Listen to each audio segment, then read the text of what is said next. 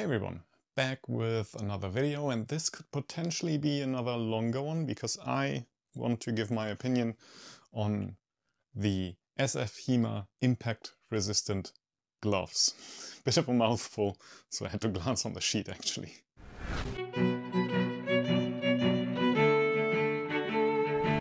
Okay, so before we get to that though, formalities out of the way as per usual. One thing I want to put front and center first is that I did not pay for these gloves. Superior Fencing actually approached my club and asked if we were interested in looking at one of their products. And I had been looking at these gloves for a while now. I've actually been asked about my opinion on these before I had them. So that is why those were sent to us. I get to keep them.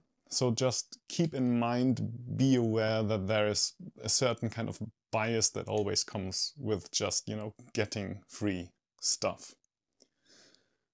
They also get to see this video first, but no changes to it, really. It's just for their information. Other than that, the structure of the video will be the same as kind of the other gloves reviews that I did. I'll try to structure it into segments that kind of make sense, so I'll go over why I got them, a bit more than what I just said. The ordering process, what little there was, the size, optics of it, comfort, maneuverability, durability, and then I'll try to kind of wrap it all up in a final thoughts segment. And then at the end, or scattered in between, you'll get pictures of how they look, how they fit into various sorts that I have, and then there will also be some fencing, so you can just, maybe get a different perspective on how I can fence with them and just how they look in motion. As always, there will be just chapters down in the description, so you can jump around, I don't know, start at the conclusion and then go back maybe for the details, whatever you want to do, that's what they are there for. Alright? So, then let's get on with it.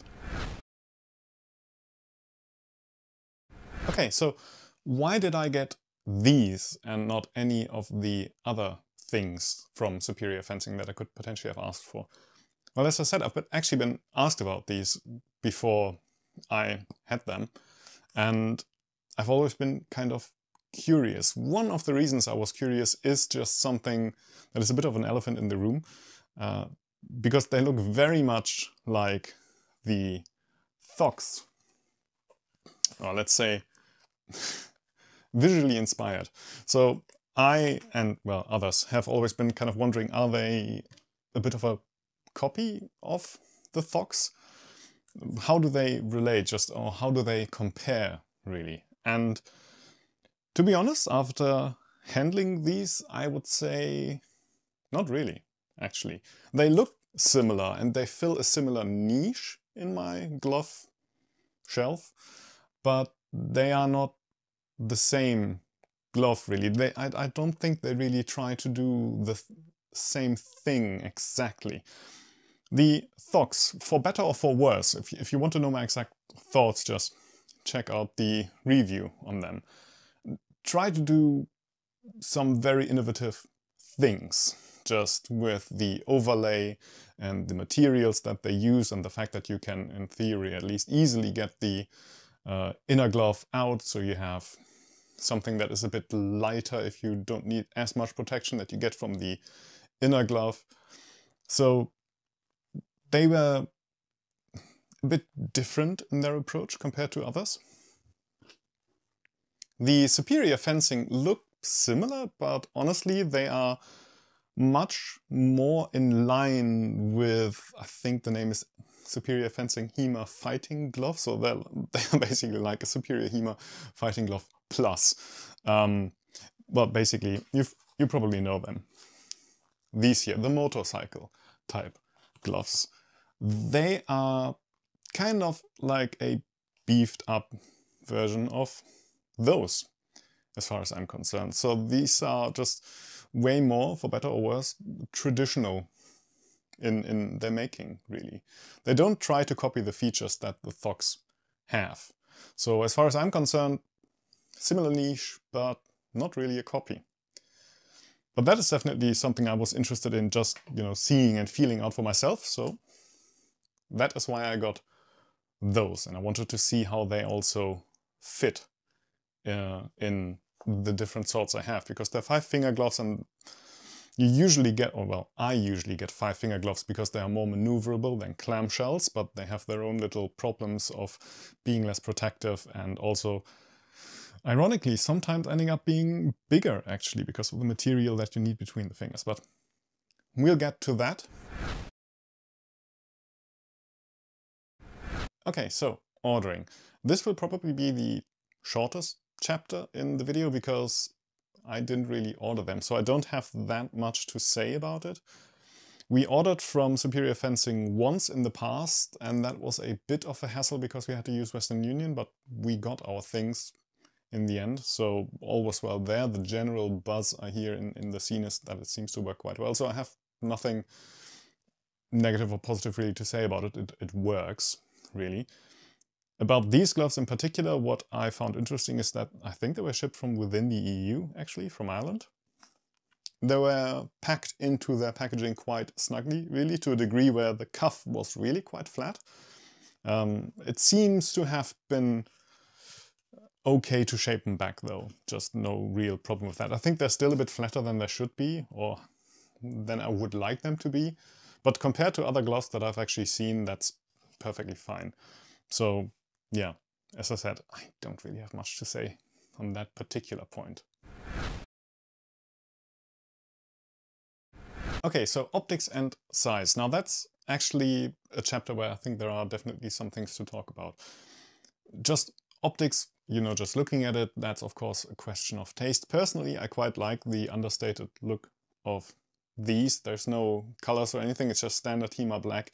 Personally, I just prefer that because gloves, especially when they have color, tend to get real grimy looking, real quick, especially if it's a light color. So I'm not too much of a fan, really, of that. I like that these are just matter-of-fact looking, really. One thing I found interesting is that they actually look a good bit smaller than they really are. Just, you know, looking at pictures of it, I kind of had them marked as being roughly the same size, or similar at least, as their motorcycle type gloves. But they are actually a good bit bigger. Makes sense, of course. I mean, all the extra protection, all the padding that the protection relies on has to come from somewhere, right? It has to go somewhere. And so that makes sense. But still, I was surprised on how much bigger they actually look and how much bigger they actually make your hand in comparison here. They are really not small, also compared to the Infinities or the Fox, for example. If you look at the Infinities,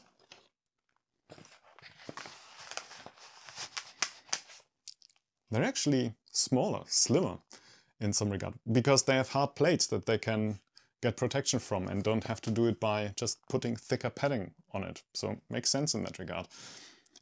It's kind of hard to put it into measurements, really, but if you measure the knuckles and then the first joint, so back plate and then, you know, where your fingers really come together, if you measure these two, the Infinities actually are like 11.5 centimeters wide here, and at the fingers it's more about 13 because of the thick plates between the fingers, which is why with 5-finger gloves you sometimes have a more open hand than you normally would, which is something people often need to get used to. I certainly did. The Thogs, for example, come in at 12 or 12.5. It's a bit hard to measure because they're flexible, but 12.5. And then a bit thicker at the fingers, 12.8-ish, 13-ish. And, well, the Subfan gloves come in at 13.3 to 13.5 on the back plate and the fingers. So they are the biggest gloves really out of all the three. And depending on what you fence, that is something that you need to just keep in mind or consider. Probably best, if you have a chance, always to find someone who has them and then see if they can maybe lend you them for just trying them out. But just using a few swords that I have available here, if you have an open hilt, like this Hungarian Sabre here, it will probably fit. But depending on how long the grip is, it might actually be a bit of a close call, really. And your thumb will probably stick out a bit, but not much of a problem. A normal cruciform hilt will just work just fine, really. You probably won't have a problem there. Long swords, same story, really. A lot of HEMA longswords have very long grips anyway, so you'll probably not have a problem just trying to fit this in. Really, it will fit just if you take the Queton Feder. If you like to grip the pommel, then you have plenty of room there. That shouldn't really be a problem. Though they are actually not really made for longsword if you are superior fencing themselves. If you have something of a bit more complex grip, if you want to use your finger to go over the cross, then you'll probably fit a lot of swords as well. It can be a bit of a fight to get your hand in, but it should probably work out because, well, fingering the cross will just give you more wiggle room in that regard, really. So it works for the Queton side sword, and it also worked out well enough with the Historical Fencing Armory cup hilt. A bit more of a fight to get your thumb somewhere, but in the end, you know, fits well enough. It's probably a point of argumentation whether you actually need them, but you know, if you would want to use them for that kind of sword, then it could probably work. If you have a more complex hilted rapier, then that could be another discussion again, really. If you are more into saber fencing, now they say they will fit most saber gloves comfortably, but I think it really depends on what kind of saber you have. For example, if I take this Cold Steel 1796 LC, it doesn't really work out, to be honest. I mean, kind of mush it into there, but that's not really fun. Could work, but you're in there quite tight, really, and again, your thumb kind of has to go somewhere. And it's not a small grip, really. If I don't have a glove on, I have plenty of room here, and I have plenty of room to use my thumb on the back. Even though, historically speaking, if you ask Roworth, saber grips were actually often too small for that. And that is not something you can really do with this glove in this hilt. If you want to use it, you really have to mush it in. Now, if you have a saber adjacent sword, so to speak, that actually factors in big gloves, like this armor class Spadroon here, you'll have plenty of room, and you might even be able to use a bit of a thumb on the back of the hilt grip. But still, you know, this is not a small hilt. This is, if I don't use gloves, this is comically large and quite out of balance actually for what type of sword this is, but it really needs that amount of space if you want to fit these gloves in. So if you are interested in them, have a look at what sword you use and what type of fencing you want to use it for. If I were to grip a saber, like a light HEMA saber that I use for Hutton, well, it kind of works. Wouldn't necessarily say comfortably, though.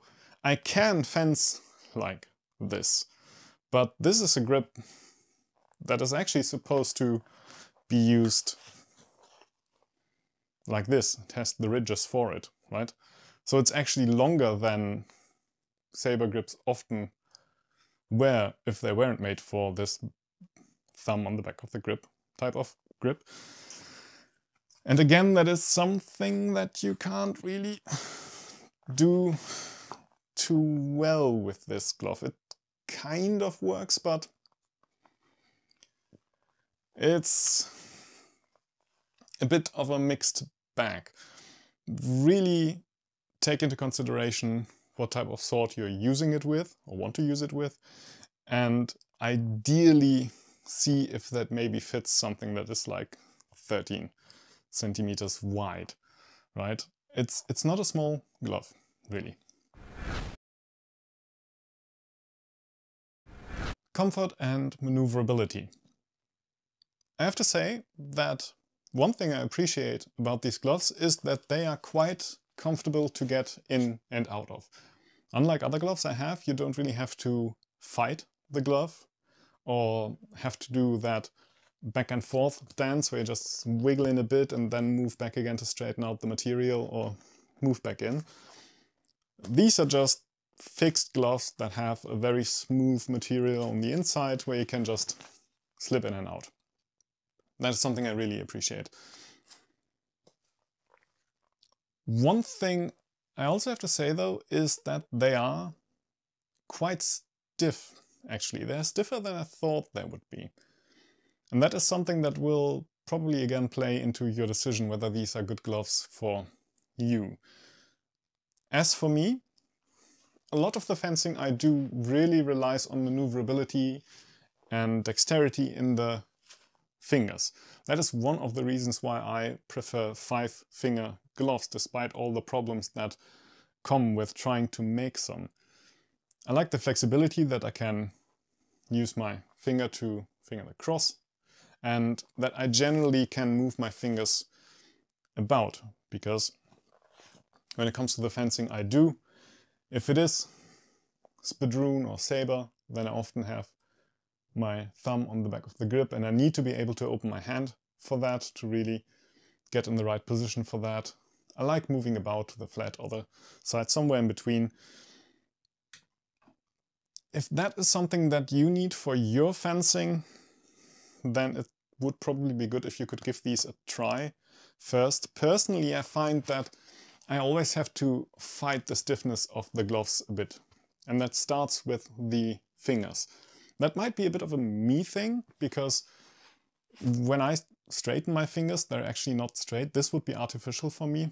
If I really stretch my fingers, then I actually have an arch back. And I don't think that's normal for everyone. So that ends up then me having to fight the stiffness of the glove, because I'm used to just straightening my fingers like that, or over straightening my fingers. If that doesn't happen to you, then you'll probably not notice it as much. It's still a thing if you really want to grip something tight though.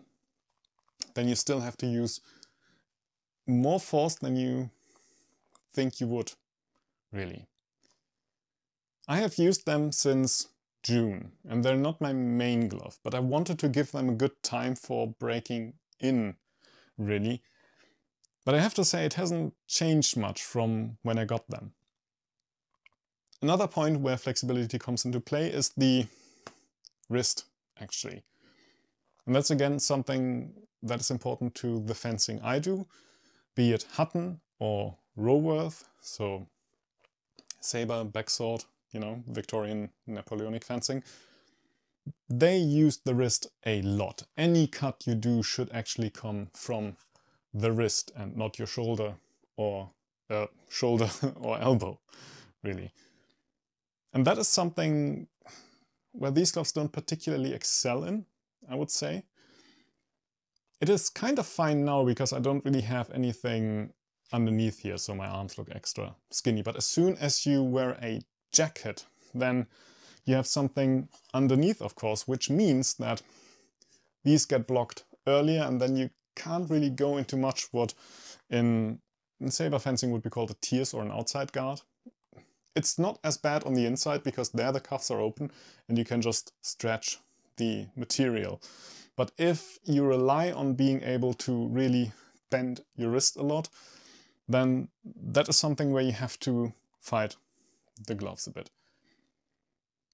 If I fence a system though where that isn't really as important, like for example if I use it for a lazy rapier, which isn't something I do a lot, probably shows, but if it is something where I keep my arm or my wrist more fixed, really, and more work with my arm when it comes to the positioning of the sword. Like, for example, Klewang as well, where the source explicitly says don't use your wrist but use your elbow and shoulder, then that is much less of a problem. If you fence in a way where it's just fine if you just grip the sword and you're good to go and you don't really need to change it much, then again that probably will not be too much of a problem. But for me, for example, when I fence Messer, I rely on moving my fingers about a lot. You kind of need to do it really, because depending on what you do, you need to have the thumb on the back of the grip, you need to have your thumb on the flat of the blade, somewhere in between depending on what you do, and you need to be able to feel and get feedback from the blade in binding and winding, and you need to be able to bend your wrist to a certain degree if you want to go into a really low EBA, and well, that's something that can be a bit of a hassle. I can fence Sabre and Messer in these gloves, but if I were perfectly honest, they probably wouldn't be my first choice because of the stiffness, because the protection isn't derived from hard plates, but padding. Well, I asked Superior Fencing what these were made for, what type of weapon, what category in HEMA, historical fencing. And their answer was basically along the lines of side sword, arming sword, saber, one-handed things. Not really for longsword, really. Ironically, that's what they kind of worked best for me, because there I had two hands on the weapon and could compensate for the relative stiffness that I talked about in the previous chapter. But again, not really what they are made for. I have to say though, even when fencing longsword, I felt perfectly safe with these. They mostly get their protection from padding. There are some hard plates at the back here, of course, and then there's the nubs on the fingers and the hard plastic bits at the base of the hand and the base of the thumb. But mostly when it comes to the outside of the fingers or the inside, it's just padding, really. So I guess the typical pinky vulnerability is still a thing, but they are thicker padded than the thogs, for example. In the time that I've used them since June, I don't remember getting any particular cut that really stung. And I did get some, as you can see from the abrasions. I got some on the fingers too, but thinking back, I only can say that I really just always felt perfectly safe, even when fencing longsword, be it inside my club or on open halls with the people that visit us. Keep in mind though, that is not really what they are made for if you ask Superior Fencing themselves. For me personally though, they worked quite well for that. And one thing that I like is that your fingers generally sit within the shells at the tip quite well and don't really slip out. So even if you get a cut on the fingertips, the shells do their job, really. So that is something that I quite like. When it comes to protection, my hands always really felt quite safe in these. Okay, durability. What you have to keep in mind on that topic is that I had them since June. So I had some time to use them. I tried to use them as much as I reasonably could in that time, inside my club and outside, but they are not the main type of glove that I really use. I usually use lighter gloves because of the way I fence and the weapons I fence with. But I tried to use them as much as I reasonably could. The first impression picking them up was that they actually felt really quite sturdy and well made.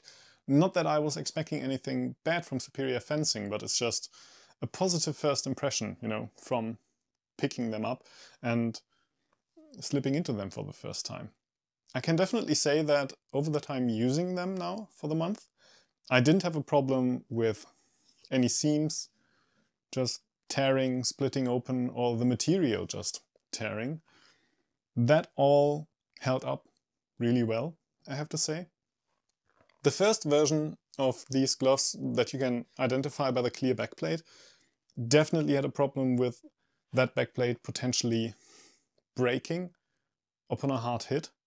That hasn't happened to me with this newer version, and from the feeling of the material, just the way it feels and behaves, I don't think it will happen as well. You can see that it gets cuts and abrasions on the fingers as well, really, but I don't think this will break. It's quite tough feeling in that regard, really. I just noticed picking them up today actually for filming that I did tear my thumb. That's probably mesa fencing to blame, again, because there you always have to slide over the cross and the blade. And if you have any nicks from fencing there, that's just a really tough deal for gloves, I have to say. But that's it. All other seams are fine and feel like they will hold up just fine, really, when it comes to that. So, quite well feeling, no complaints in that regard. So, final thoughts. Trying to put it all together, trying to come to a conclusion, hoping that I didn't ramble on too long in all the other segments. Just bluntly asked, are these good gloves? I would give it a qualified yes. They certainly can be, but you have to, as with all tools really, see if they fit your usage and purpose.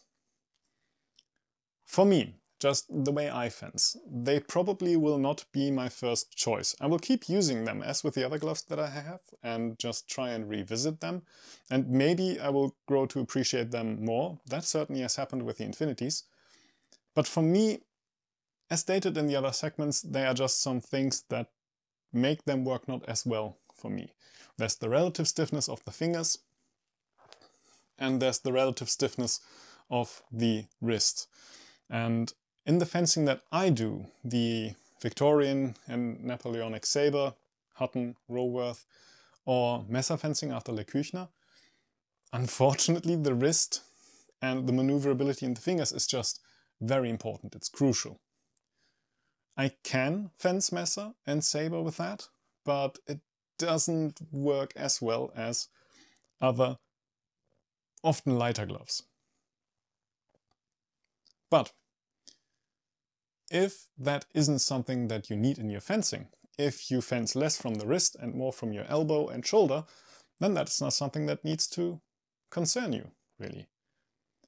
It's kind of the same thing with the size. A lot of the hills I have are just too small for this glove. They are really quite big. They are bigger in the knuckles than the Infinities by a good centimeter.